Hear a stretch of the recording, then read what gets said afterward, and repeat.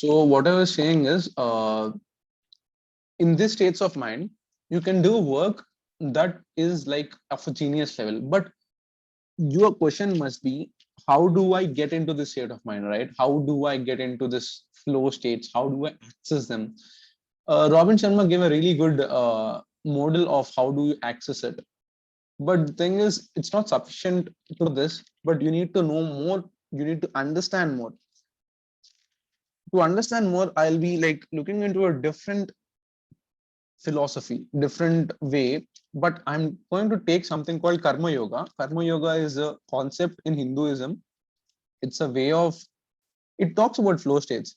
It says that it's a great secret in Bhagavad Gita in the 30th verse. In the 30th verse, chapter 3rd, 30th verse, there's a beautiful saying, renouncing all actions in me in the sense, in the God or universe or idea, some ambition, something bigger than you, that is me in this context, renouncing all action in me with the mind centered on the self, free from hope and egoism. Egoism means ownership, free from mental fever to fight. This is what Krishna tells to Arjuna on the battlefield. He says that renouncing all action. Renunciation doesn't mean that you give up everything. Renunciation means that you only stay here, like giving up wrong motives, selfish desires. What happens is, this might sound a little bit philosophical, but listen to it. What happens is when you have selfish desires, they are crippled by anxiety. You always, when you have a desire that is selfish, you'll always be thinking that what am I getting out of this? Why am I doing this? But when you're doing it just for the sake of it, it's called autotelic living. When you're doing the thing just for the sake of the thing rather from the results, that's when you are not crippled by anxiety anymore, because you're not worried. You are not worried about what will happen in the future. If I do this, will this give me any results? If I do this, will this give me any something? Like, we are always wanting to get something, but instead, once you give up, like once you renounce the getting something part of it, you're completely there. And the other way is, you are either that, or you're stuck in the past.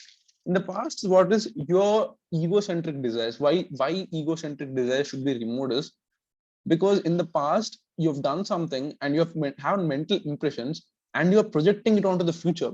When you do that, you're not being here. You're always projecting your past into into the present, or you're always worrying about the future. What happens is, it's taking you away from the moment. That's why everyone is saying power of now and stuff like that, like the be in the moment. Why is it so powerful is, when you're in the moment, you're accessing flow states. You're having an altered states of consciousness.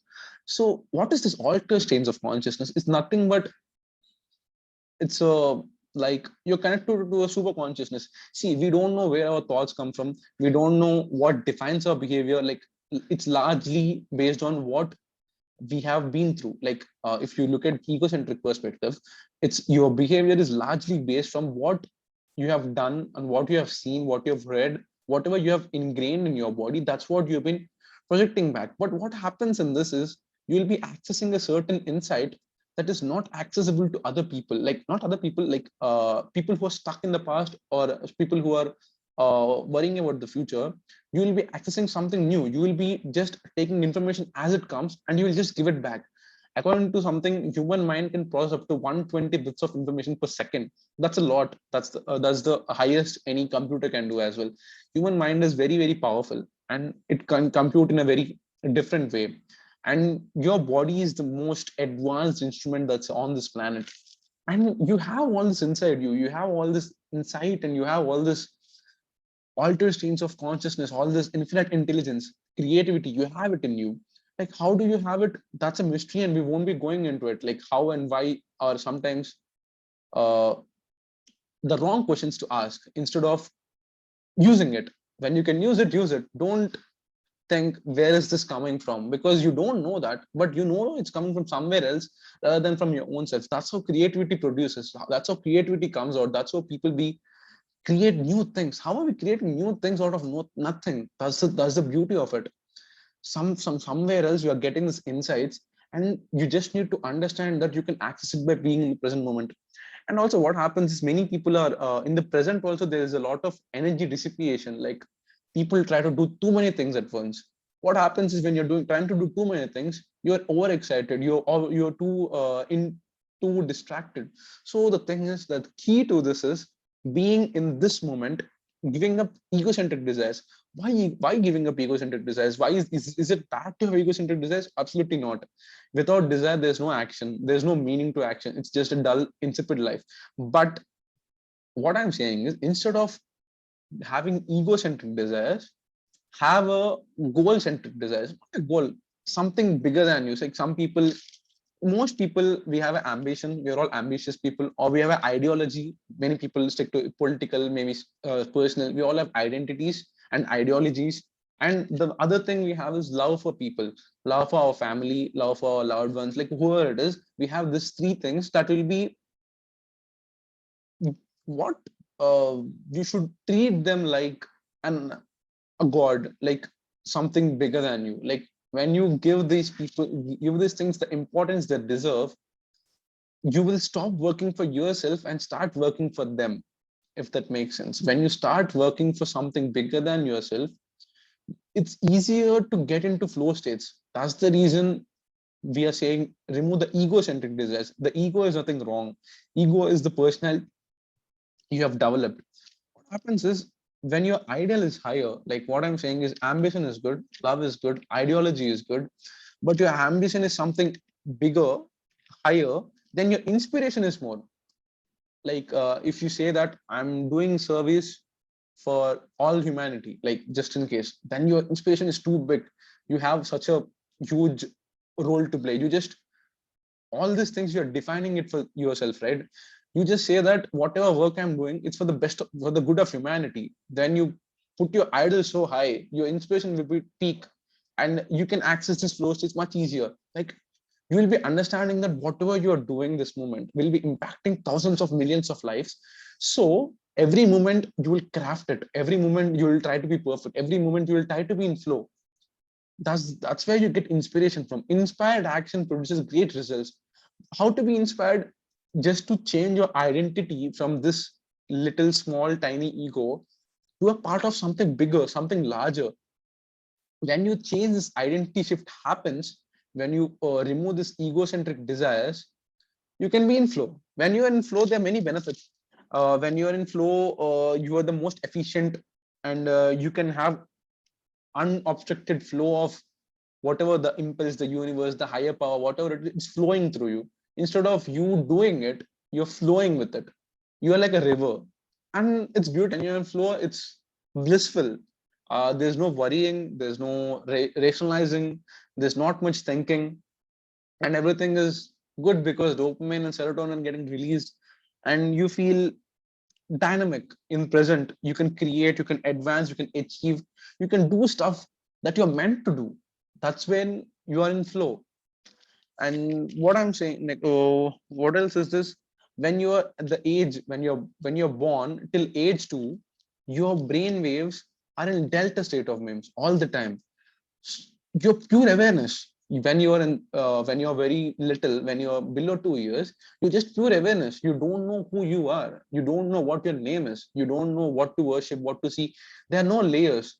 You're just absorbing information. What happens in delta state of mind is you are learning, you're encoding, but there's no capacity to critically think. When you're in this delta state of mind, reality seems malleable because you're not thinking critically. Reality seems very tactile. You can just shape it and mold it into whatever shapes you want, like change reality, bend reality. Like Steve Jobs was talking about it. He used to call something like a reality distortion field. What happened with Steve Jobs is he was able to access delta states of mind, so people around him were losing touch with reality. He was distorting reality because he was not in touch with reality. He was the only creative. He was learning and he was encoding all the time, and that leads to problems because when you're like every person, every famous person I've been reading, I could learn from them because they did some mistakes because they couldn't handle these flow states in a very easy way, because Steve Jobs expanded mind to various things. Like many people do this thing, many people have this expanded state of consciousness, but they don't know how to channelize it sometimes. So what we are learning is in delta state of mind, you can access it, but you need to leave it. Like when you're sleeping now, most of the time what happens is whole day you do a lot of stuff, it gets in your memory, but it doesn't get encoded until you're asleep. When you're asleep, when you're in deep sleep, your brain accesses delta states of mind, delta state of consciousness or whatever it is, and it encodes whatever you have learned that day. So all the encoding, all the memory happens during this sleep state. And yeah, that is very important, and you can get to delta through meditation, and that's what I've seen. Or you can do some breathing exercises that change your state from beta to alpha to gamma to delta. And yeah, that's how this thing can be changed. It's easier when you're meditating, it's easier when the distractions are reduced. It's most easy when there are no egocentric desires. When you have no selfish agenda, it's very easy to stay in the moment. And rather than when you're identifying with the past or the future, it's very hard to like stay in the moment and do the work. And yeah, and there's other state, it is called theta state of mind. And also, by the way, you can access these states of mind using binaural beats on YouTube. It's very easy, you can just plug those beats into your mind, and you need to be open to the experience, and you need to just focus on your task and reduce distractions, if that makes sense. Like you need to be there and listen to the music. You can just do your work because your mind is channeled to a delta states of mind. And yeah, this thing theta is easier to access rather than delta. Delta is a very deep level of insight, and in delta state you lose touch with reality. So delta is kind of a creative thing. You just go to delta sometimes, maybe if you want to access, if you can access, you have to do a lot of work to get into delta. But theta is rather relatively easy. Theta is that when you have this hypnosis state of kind, your imagination is very vivid in theta as well. You can just plug in some binaural beats and you can stay focused, and your brain automatically gets creative because of the states of mind, because of the binaural beats or some other beats that theta pure waves are there. You can just go and look for those waves that will help you achieve this theta state. And what happens is in theta you are focused inward and your imagination is night, but even here there's a trouble discerning between reality and dream. Why is it? Because if you want to be creative, you need to lose touch with reality again. That's the only way you can be creative. If you're always constricted by your own mind, that you are not able to think further, you're not able to think out of the box. That's why reality, you need to lose touch with it. That's what I would say. Like reality, you need to bend it, you need to distort it. Then you can access that next level of insights. And yeah, and there is alpha and beta. Beta is the lowest amplitude. It's very critical, it's very logical, but it's sometimes engaged. And beta state is good, but it's always so critical. There's an inner critic stopping you from working. And yeah, what else you can achieve is you need to have clear goals and immediate feedback. Like without judgment, you need to have feedback so that you can go back to that state of mind. You can go back to that flow. You can go back to that flow when you have that judgment, that is analyzing where you are and just getting you back into the flow state. Instead of being critical, just get them feedback. Create a loop of feedback. Whenever you're losing touch with the flow state, you just create a feedback loop that will get you back into it. And Goldilocks, as I was talking, this is Goldilocks zone. This is where, if you can see my mouse, this is Goldilocks zone.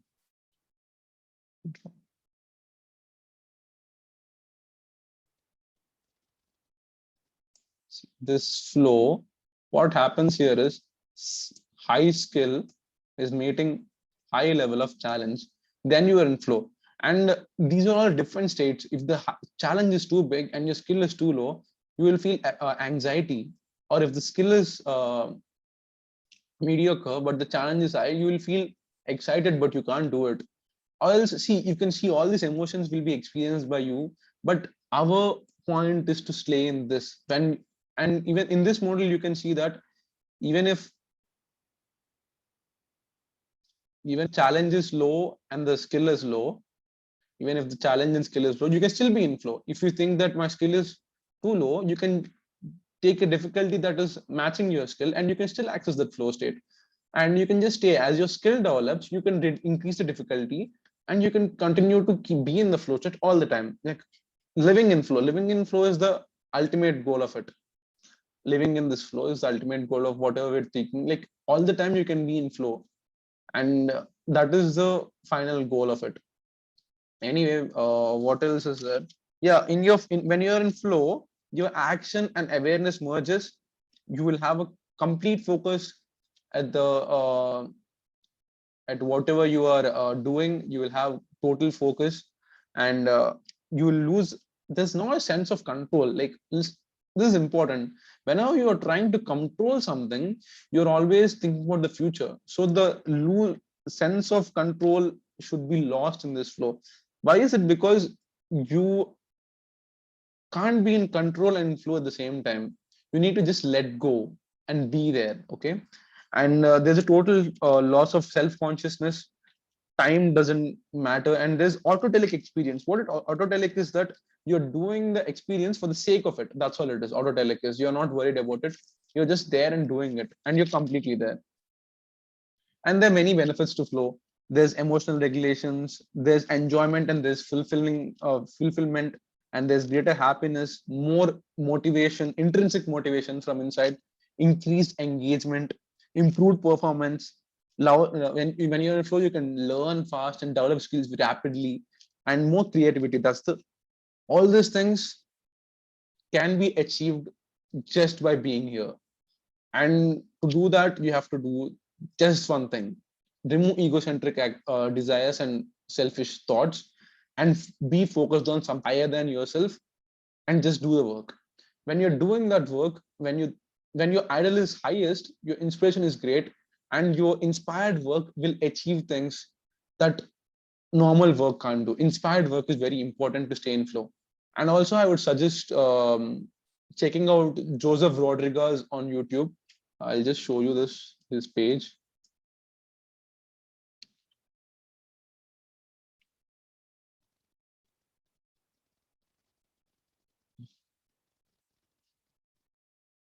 Joseph Rodriguez talks about flow, and he talks about it beautifully. He has so many videos that you can check out.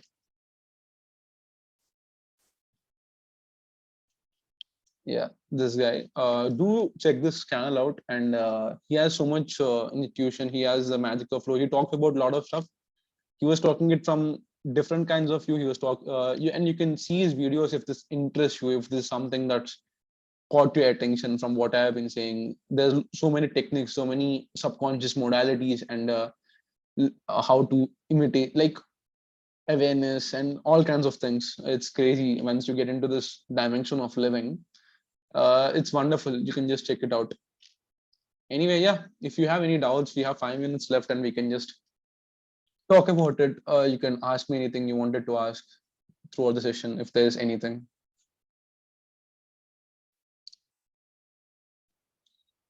If there's no doubts, we can just turn it off. Ketan, Shrikar, Lohit, did you guys get something from this? Are you there? Yeah, I'm here. So yeah, Ketan, like, what did you think about it?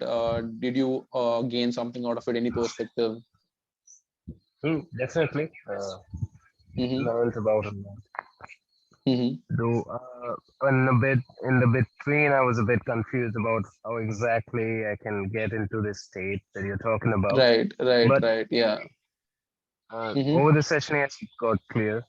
Mm-hmm. So Mm-hmm. yeah, I think learned something. Great. That's awesome, man. Like, try to apply this to your life and see the results. It's fascinating when you see the results. Like when you're writing something or doing some work, just try this thing. Like, just try it out. Put some binaural beats of theta state, and just try working on your stuff and see how different you will work. Like you will be like a different person doing it. It's crazy. Right, right. Totally good. Yeah, yeah. Awesome, man. Thanks for joining. Thanks for giving me your time. And Shrika, Lohit, Thank you. anyone else? Do you have any other questions, Ketan? I think they're offline maybe. No, no, no. Yeah. I'm not ready. Mm-hmm. Mm-hmm. Lohit, what did you think about it? Yeah, sounds fine, man. But it will take some time to process, right? digest it, right? Yeah, it's a Yeah. little bit heavy type of stuff. Like normally you don't know, you don't get access to this stuff because people aren't talking about it, because many people haven't accessed it and actually enjoyed the benefits of flow. And I know how beautiful flow can turn, how powerful it is, and what kind of work it can produce. So yeah, just stick with it, and I'll be taking more sessions as days go by, and maybe I'll talk about more modalities and how you can apply and how I have applied. Maybe I'll share some experience later on. Yeah. Shika, are you there? Hey Ram. Yeah, it was all తెల్ good. తెల్ల మాట్లాడచ్చు Yes. కావాలంటే.